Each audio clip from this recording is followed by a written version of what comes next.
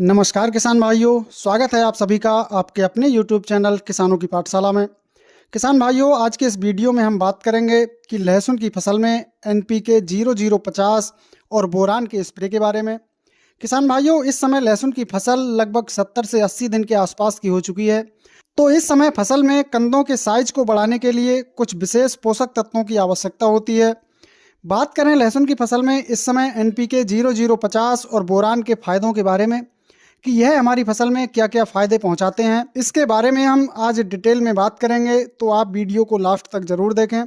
किसान भाइयों, बात करें लहसुन की फसल में NPK 0050 और बोरान की, तो इन दोनों पोषक तत्वों का लहसुन की फसल में काफ़ी महत्व होता है, क्योंकि NPK 0050 के अंदर 50% पोटास की और 11% सल्फर की मात्रा पाई जाती है, जिसे हम पोटेशियम सल्फेट के नाम से भी जानते हैं। इसके अलावा बोरान की भी लहसुन की फसल में एक महत्वपूर्ण भूमिका होती है, क्योंकि कंदों में जो फटने की समस्या आती है या फसल में तना के फटने की जो समस्या आती है, तो इस समस्या को कंट्रोल करने में बोरान बहुत ही अच्छा काम करता है।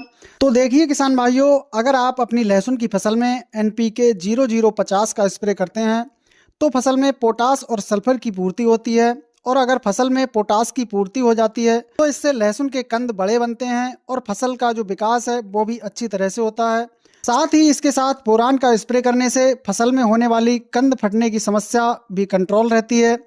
अब हम बात करते हैं किसान भाइयों कि इसका स्प्रे हमें कब करना चाहिए। तो किसान भाइयों, जब आपकी लहसुन की फसल लगभग 90 से 100 दिन के आसपास की होती है तो इस समय आप अपनी फसल में इसका स्प्रे कर सकते हैं। इनकी मात्रा की अगर हम बात करें तो किसान भाइयों, NPK 0050 की 1 किलोग्राम मात्रा प्रति एकड़ के हिसाब से लेकर लहसुन की फसल में आपको स्प्रे करनी है।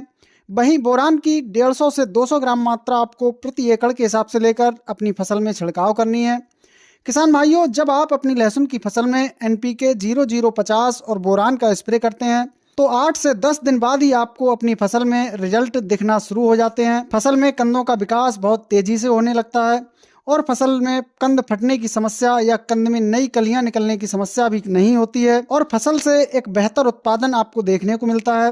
किसान भाइयों, जानकारी पसंद आई हो तो वीडियो को लाइक और शेयर जरूर करें।